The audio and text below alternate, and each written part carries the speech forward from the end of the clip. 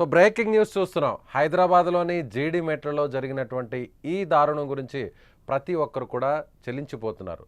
కుమార్తె తల్లిని చంపడం, అందులోనూ మైనర్ అయినటువంటి ఆ అమ్మాయి ప్రేమించినటువంటి ఆ అబ్బాయితో కలిసి, అతని స్నేహితుడితో కలిసి ముగ్గురు కలిసి తల్లిని చాలా దారుణంగా చంపడం అనేది ఇప్పుడు అందరూ కూడా మాట్లాడుకుంటున్నటువంటి విషయంగా ఇది మారిపోయింది. సో ఇప్పుడు దీని గురించి మాట్లాడదాం.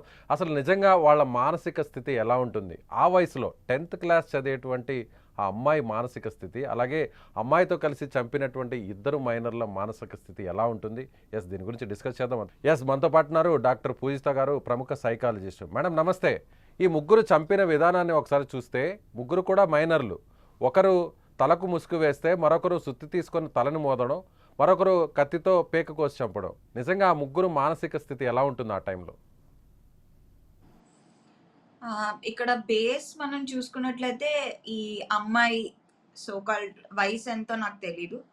సో యంగ్, అంత చిన్న స్వంత ఫ్యామిలీ ఓన్ మదర్ ని చంపిందంటే అది చాలా కిరాతకం. అసలు వింటుంటేనే మనకి అసలు వెన్నులోంచి వెనుకొచ్చే ఒక విషయం. అసలు అసలు it's not a normal crime. అసలు వెన్నులోంచి ఎవరికైనా వణుకొస్తుంది ఇప్పుడు.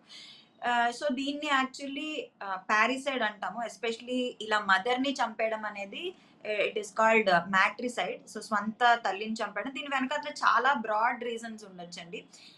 ఒకటి, వాళ్ళ ఫ్యామిలీ హిస్టరీ ఏంటి అంటే, వాళ్ళ ఇంట్లో వైలెన్స్ ఉందా అంటే, మదర్ కానీ అండర్స్టాండింగ్ గా లేదా, లేదా టూ మచ్ కంట్రోలింగ్ గా ఉందా అనేది ఒక విషయం. నిజంగా ఆవిడ నుంచి నిజంగా is the mother very unkind and very cruel అంటే, మదర్ తాలూకా తప్పేమైనా ఉందా, పిల్లలకి ఫ్రీడమ్ ఇవ్వకుండా విపరీతంగా కంట్రోల్ చేసేసి నీడ్స్ అన్నిటినీ పట్టించుకోకుండా ఉన్నారా అనేది ఒక విషయం.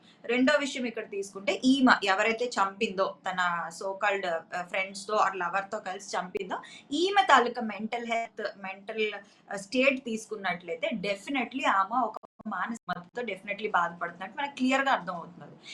కొన్ని కేసెస్ లో మాత్రమే ఒక డిజార్డర్ లేదా సైకోసిస్ లేకుండా ఇలాంటి క్రైమ్స్ చేస్తారు. మోస్ట్ ఆఫ్ ద టైమ్స్ ఏదైనా ఒక ఇష్యూ ఉండి, మెంటల్ హెల్త్ ఇష్యూ ఉంటే కమిట్ చేస్తారు. ఫస్ట్ ఆఫ్ ఆల్ మనం ఇక్కడ స్కిజోఫ్రీనియా ఉందేమో అని నేను అనుకుంటున్నాను, depending on what ever happened. ఈ స్కిజోఫ్రీనియా అనే ఈ రుగ్మతలో ఏంటంటే, వాళ్ళకి వాయిసెస్ వినిపిస్తాయి ఉంటాయన్నమాట. ఎవరో వచ్చి ఏదో చెప్పినట్టు, మీ అమ్మని చంపే, మీ నాన్నకి ఇలా చేయి, ఎవరో నిన్ను ఇచ్చేస్తున్నారు, నీ మీద వాచ్ చేస్తున్నారు, వాయిసెస్ వినిపిస్తూ ఉంటాయి. రెండో విషయం ఏంటంటే, ఫ్యామిలీ హిస్టరీలో ఎక్కడైనా వైలెన్స్ ఉన్నా, వాళ్ళ ఇంట్లో సమ్ కైండ్ ఆఫ్ ఇది. అండ్ ఇంకొకటి మనం తీసుకున్నట్లయితే సైకోసిస్ ఏమైనా ఉందా అంటే, హాల్యూజినేషన్స్ కానీ డెల్యూజన్స్ కానీ ఈమెకి ఏమైనా ఉన్నాయా అంటే, ఎవరో వచ్చి చంపేస్తున్నట్టు, ఎవరో వచ్చి చెప్పి అరే నీ అమ్మని నరికే, లేదంటే నీకు ప్రాబ్లము, నీ లైఫ్ బాగోదు అని డెల్యూజన్స్, హాల్యూజినేషన్స్ ఉన్నాయా, సైకోసిస్ ఉందా. మూడో విషయం ఏంటంటే, ఈమెకి కానీ ఇంట్లో ఆల్రెడీ ఏమైనా అబ్యూజ్ ఉందా, పాస్ట్ లో పేరెంటల్ అబ్యూజ్ ఏమైనా ఉందా, లేదా చిన్నప్పుడు పెరుగుతున్నప్పుడు sexual abuse are sexual assault కానీ ఏమైనా ఉందా. ఈ 3 ఫ్యాక్టర్స్ అనేవి మనం క్లియర్ కట్ గా కన్సిడర్ చేయాలండి. అలాగే ఇప్పుడు ఈ ముగ్గురు కూడా చూస్తే 10th క్లాస్ చదువుతుంది ఈ అమ్మాయి. ప్రియుడితో కలిసి బయటకు వెళ్ళింది. 3 రోజుల తర్వాత ఇంటికి వచ్చింది. అప్పుడు తల్లి మందలించింది. ఇక తల్లి అడ్డుగా ఉంది. ఎలా అయినా సరే తల్లిని అడ్డు తొలగించుకోవాలి, అప్పుడే ప్రియుడితో సంతోషంగా ఉండగలను అనేటువంటి ఉద్దేశంతోనే చంపుండొచ్చు అనుకోవచ్చా? ఇప్పుడు ఏదైనా మనకి అడ్డు ఉంది అనుకోండి, ఏదైనా ఆబ్స్టికల్ ఉంది, లేదా పెళ్లికి ఎవరో ఒప్పుకోవట్లేదు, అప్పుడు మనం బేసిక్ గా ఒక నార్మల్ పర్సన్ ఏం చేస్తారు, కన్విన్స్ చేయడానికి ప్రయత్నిస్తారు, లేదంటే గొడవ పెట్టుకుంటారు, అలుగుతారు, ఇంట్లోంచి వెళ్ళిపోతారు. ఇది మాక్సిమం.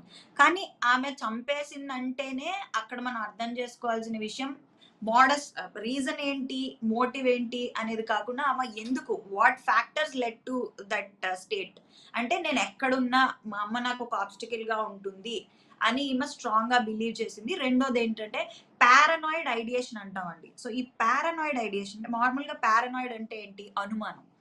సో ఈ బేసిక్లీ ఈ పారానాయిడ్ ఐడియేషన్ ఉన్న వాళ్ళు మామూలుగా మనకి ఏదైనా ఎవరితోనా పడినప్పుడు, ఏదైనా ఉన్నప్పుడు, ఏదైనా డౌట్ వచ్చినప్పుడు మనం అయితే వెళ్ళి డైరెక్ట్ గా వాళ్ళతో కన్ఫరెంట్ చేసి మాట్లాడతాం, లేదా ఏం చేయాలో అది మిగతా వాళ్ళతో డిస్కస్ చేసి మనం నార్మల్సీకి వచ్చాక డెసిషన్ అనేది తీసుకుంటాం. సో ఈ పర్టికులర్ ఇది ఉన్న వాళ్ళు, ఐడియేషన్ ఉన్న వాళ్ళు ఏంటి ఎలాగా అని ఆలోచించకుండా వాళ్ళకి కొన్ని అనుమానాలు ఉంటాయండి. అంటే మా అమ్మ నా లైఫ్‌ని చెడగొట్టేస్తది.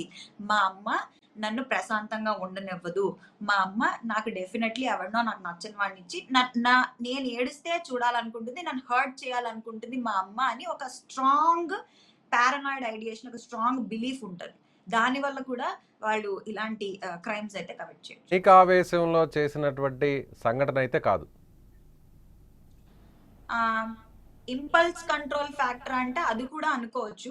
కానీ ఈ సిట్యుయేషన్‌లో మనం డిస్కస్ చేసుకున్నట్లు ఈ మిగతావన్నీ చూసిన తర్వాత కాకపోయి ఉండొచ్చు అని కూడా మనం అనొచ్చు. ఇంకా మనకి డీటెయిల్స్ తెలిసాయి అనుకోండి. వాట్ హాస్ హ్యాపెండ్, వాళ్ళ ఫ్యామిలీ హిస్టరీ ఏంటి, వాళ్ళ అమ్మగారు అసల నేచర్ ఆఫ్ హర్ పేరెంట్ అనేది మనకి నైబర్స్ నుంచి గాని, చుట్టుపక్కల ఉంటారు కదా! వాళ్ళ నుంచి డేటా ఆవిడ ఎలాంటిది, మదర్ ఎలాంటిది, ఫ్యామిలీ ఎలాంటిది అని తీసుకుంటే మనం ఇంకా కరెక్ట్ సైకలాజికల్ అనాలిసిస్ అనేది ఇవ్వగలం. సో ఇంపల్స్ కంట్రోల్ అనేది కూడా ఎమోషన్స్‌ని కంట్రోల్ చేసుకోకపోవడం, కోపాన్ని, కసిని కంట్రోల్ చేసుకోకపోవడం అనేది కూడా డెఫినెట్‌లీ కరెక్ట్. తల్లి అనేది ఎవరికైనా కానీ, అది పేదవాళ్ళైనా, డబ్బున్నవాడైనా, వాడు చేసుకునేటువంటి పని ఎవరైనా, చిన్నపిల్లలైనా, పెద్దవాళ్ళు ఎవరైనా సరే తల్లిని ఒక దైవంగా, కనిపించే దైవంగా భావిస్తారు.